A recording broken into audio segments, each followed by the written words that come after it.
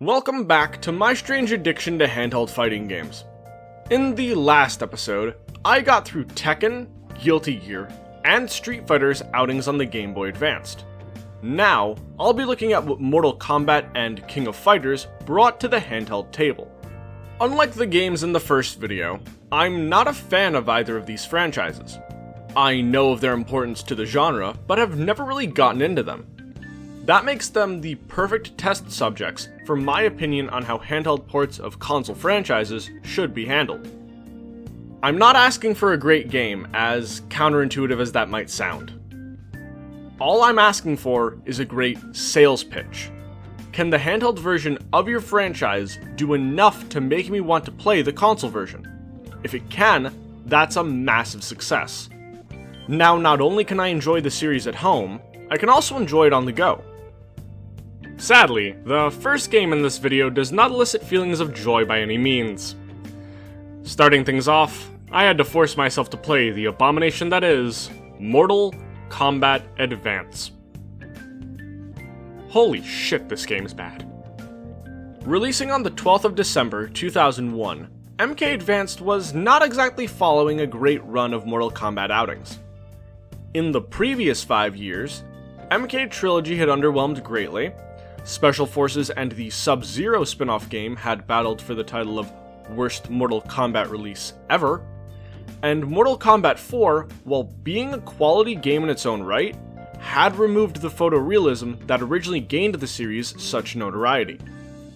There was also the Dreamcast exclusive release of Mortal Kombat Gold, but even if it wasn't made to look infantile next to games like MVC2, Soul Calibur, Third Strike, and the rest of the Dreamcast's absurdly good library of fighting games, it was still riddled with game-breaking bugs and glitches that would have you looking for something else to play regardless.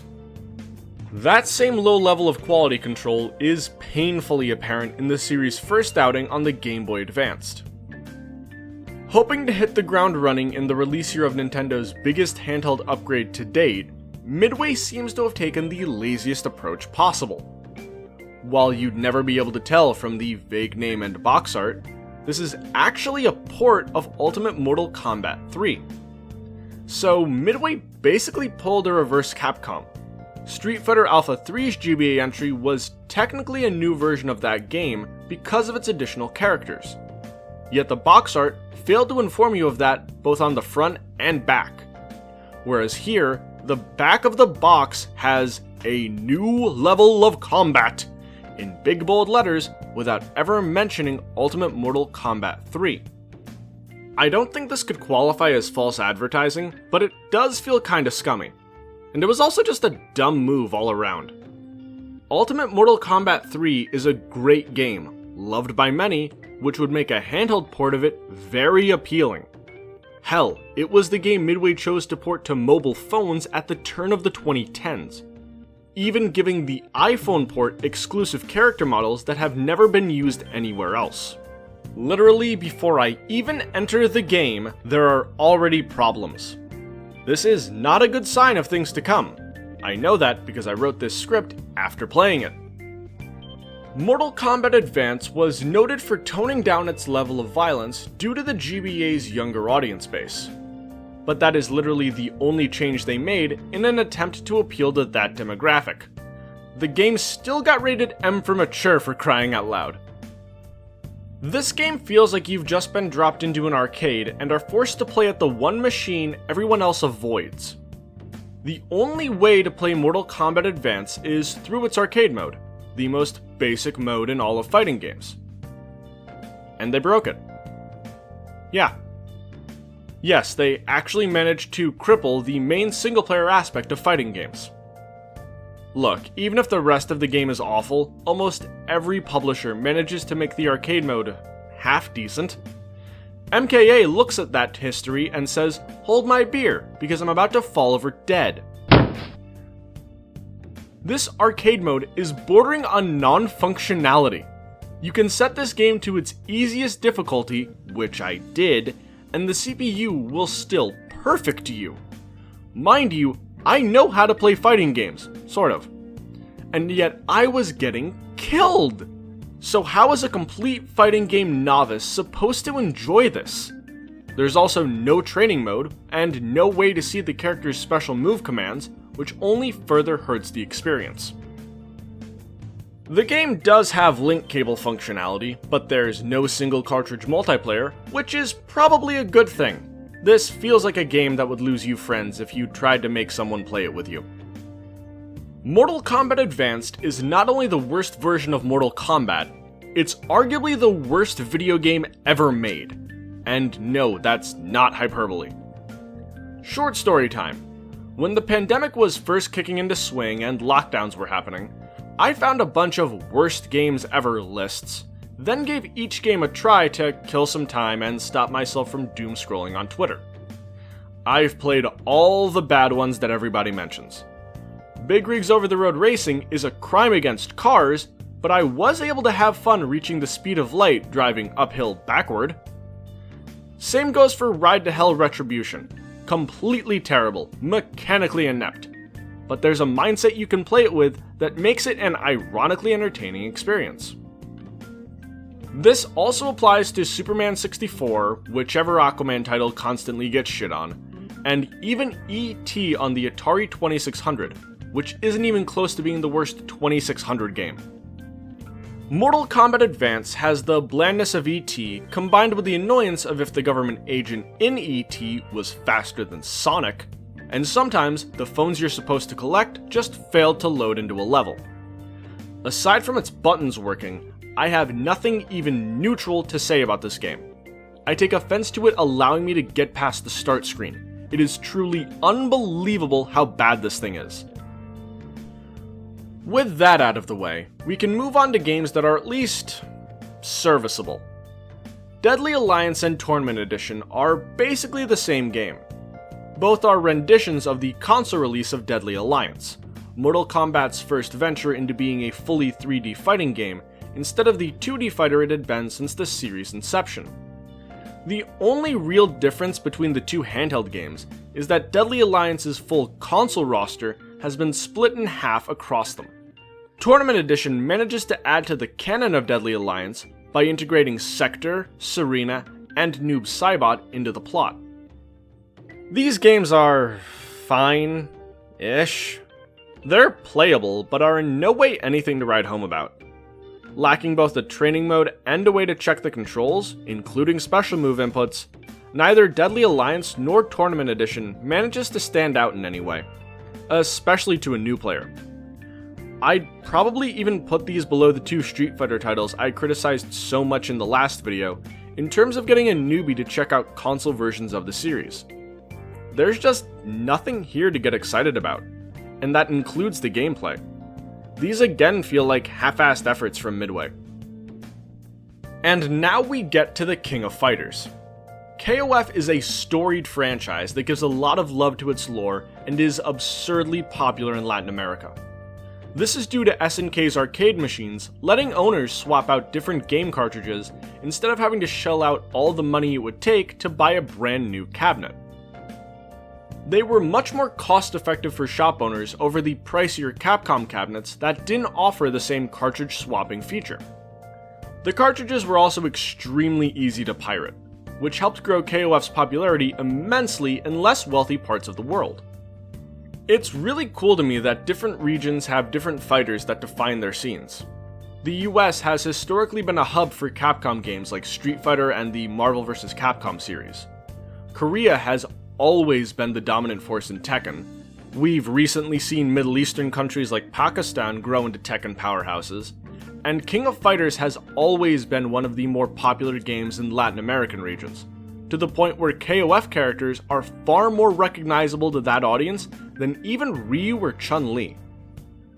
For me though, my KOF experience consists of playing like an hour of Garo, watching a video on Kim Kaphwan's pants, and getting Touch of Death comboed by Geese in Tekken 7. So it's pretty cool to get to take on such a legendary series with fresh eyes. SNK made their debut on the GBA with 2002's King of Fighters EX Neo Blood, the first of 3 games in the EX series, the last of which came out in 2005 for the Nokia N-Gage. The N-Gage was an ahead of its time smartphone that also had a slot for SD card-sized game cartridges, but consistently suffered from frame rate issues which made some games borderline unplayable. The EX series isn't your standard downgrade of a game you've already played. Though based on KOF 99's system, Neoblood alters the KOF timeline by introducing a series-exclusive character in Moe Habana. Her role in altering the timeline comes at the end of KOF 97, where she finds series protagonist Kyo Kusanagi instead of him being picked up by the Nests Syndicate to be cloned. Its 2003 sequel, EX2 Howling Wolf, would further expand upon the alternate timeline while adding 4 more exclusive characters, including a new final boss in Shinobu Amao, who replaces Geese from Neoblood. These 5 timeline-exclusive characters would never be seen again, as SNK has made no effort to integrate them into the current KOF timeline, despite their designs being fairly interesting. Everything about these 2 games is fantastic. I raved about Tekken Advanced in the first video, and have even higher praise to give to KOF's time on the GBA. They do everything right. It's an amazing overall experience. As mentioned earlier, one of my first interactions with the franchise prior to playing these games was Sugar Punch's video on Kim's Pants, so it only feels right to give an update on them. They look damn good here. Every character in this game looks great. Top of the line pixel art is an SNK staple that they've even managed to maintain with mobile phone ports. That acumen shines through here. The moves seem to flow with such ease, unlike any of the other fighters I've played so far. Thanks to supremely responsive controls and a move list that's always accessible, you'll be getting to see your character's most eye-catching moves as often as you like. These games are so good that they made me forget about my distaste for motion inputs on the GBA. Even if you struggle with those inputs though, the difficulty settings work wonderfully. That sounds like faint praise until you realize that not 1, but 2 of the games I've looked at across these 2 videos have failed to do that. Guilty Gear X Advance in a way that doesn't harm the experience too much, Mortal Kombat Advance in a way that completely ruins it. The showcasing of its story through lightly animated cutscenes was a nice touch compared to the still images plus text that I've seen from all of the other games I've covered thus far. It makes the boss battles feel that much more epic and the gameplay more meaningful as a result. Beyond being 5-star sales pitches, these would have been the perfect titles to port to the GameCube. They're tiny enough to fit on GBA cartridges, but include enough content to be an enjoyable console experience. For the GameCube rendition, I'd want it to combine Neoblood and Howling Wolf into a single package, telling the overall story across a multi-part arcade mode. Nintendo was wide open for a series to become the new default fighter on their consoles, yet SNK passed up that chance even though they had a great pair of GBA games just waiting to be ported over to the GameCube. The EX series could still be living on as a Nintendo exclusive KOF timeline. They did eventually drop a game for the Wii with 2008's Orochi Saga Collection, which is weird because the only other SNK fighter to see a Nintendo home console release prior to this was Capcom vs SNK 2 for the GameCube. None of the titles in this collection, nor the King of Fighters series in general, had any legacy on Nintendo consoles. So where's the sense in releasing a collection of them to that audience? I am again very confused by the decisions of fighting game publishers. One thing I did want to mention before wrapping this up. On the website I got these games from, Neoblood was listed with the option to download either the 1.0 version or the 1.1 version. Seeing as these games weren't exactly landmark releases, I was unable to learn of what changes were made between versions. More than likely it was just minor tweaks, as was the case with most game revisions at that time. But due to the game being mostly unexplored, it is possible that they discovered some game-breaking glitch, like with what happened to the original releases of Pokemon Ruby and Sapphire. If you know what the difference between the 2 versions of Neoblood is, please leave a comment below. I'd love to see what changed. In the next video, I'll be taking a look at a childhood favorite of mine that could so easily be a side game at tournaments if it was ever given a proper console or PC release. Anyways, peace.